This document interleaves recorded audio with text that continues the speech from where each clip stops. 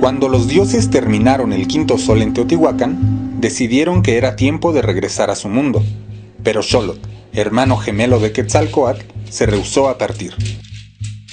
Así que para huir de sus verdugos, se transformó en un maguey de 2 cabezas y en una milpa de 2 tallos.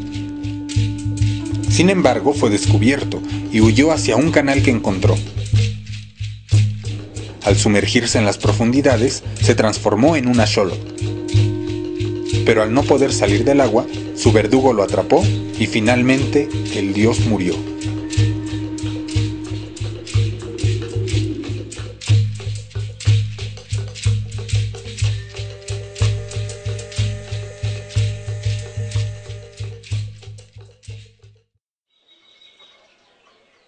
Xochimilco, Patrimonio de la Humanidad por la UNESCO.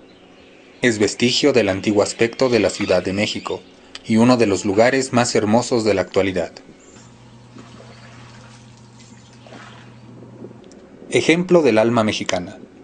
Xochimilco fue hace tiempo el escenario de una de las criaturas más hermosas y extrañas de todo el mundo, el axolotl o ajolote, especie que hoy se encuentra en peligro de extinción. Pero es aquí, en la Facultad de Estudios Superiores de Iztacala, en donde este anfibio ha encontrado refugio, y en donde se realizan estudios para proteger a esta especie.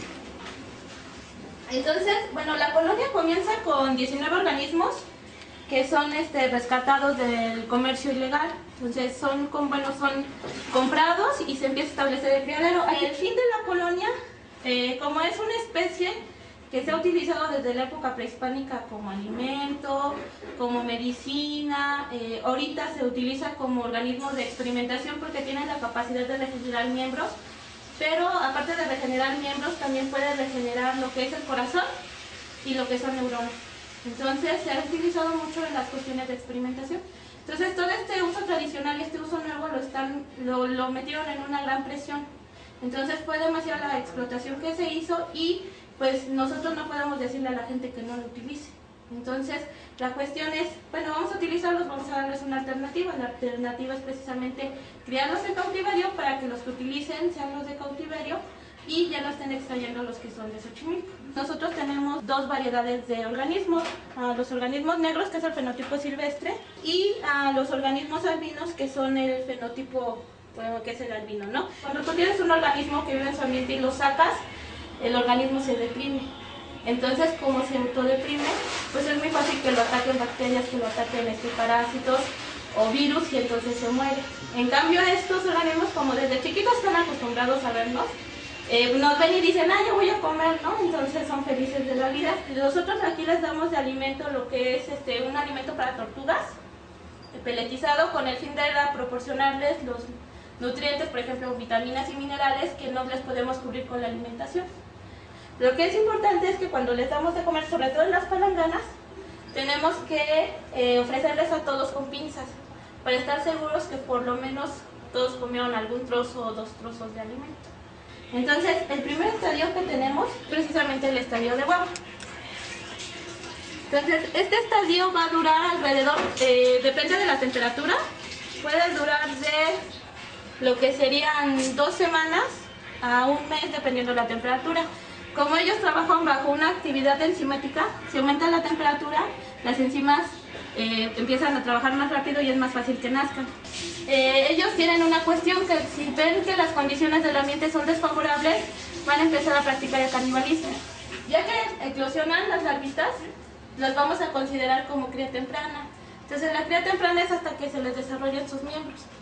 En ese momento, pues lo mejor es tenerlos separados para evitar el canibalismo, pero pues si no se puede, el menor número de organismos en algunos casos. Pero no solo las instituciones han hecho esfuerzos por conservar a la especie, sino que también varios de los habitantes de Xochimilco han aportado de una manera muy significativa.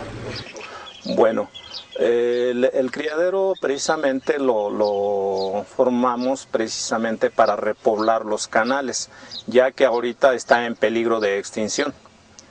Entonces, inclusive nosotros hemos llevado algunos proyectos con algunas instituciones, por ejemplo con la Universidad Nacional Autónoma de México.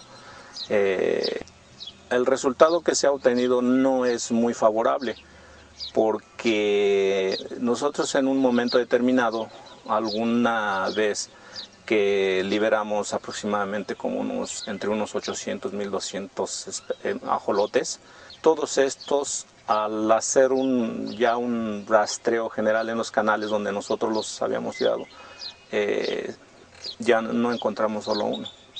O sea, todos se murieron. Bueno, más bien los depredadores son los que se los deben de haber comido. En este caso son las carpas grandes, ¿no? Por ejemplo, la carpa israelí, la carpa herbívora, la carpa espejo.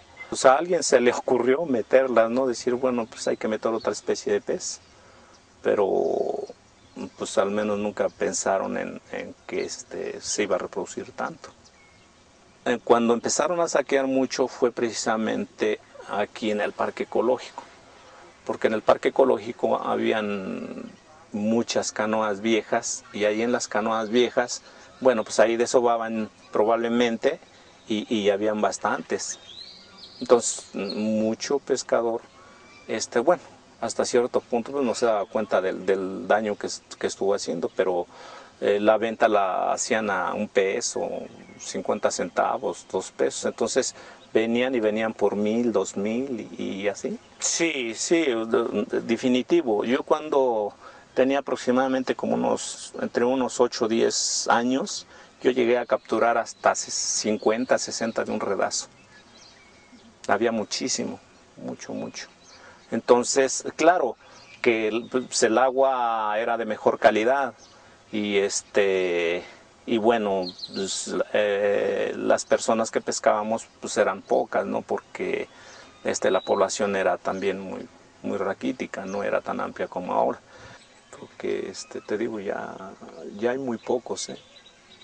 Aquí las personas que nos dedicamos a la reproducción, pues realmente somos muy pocos también.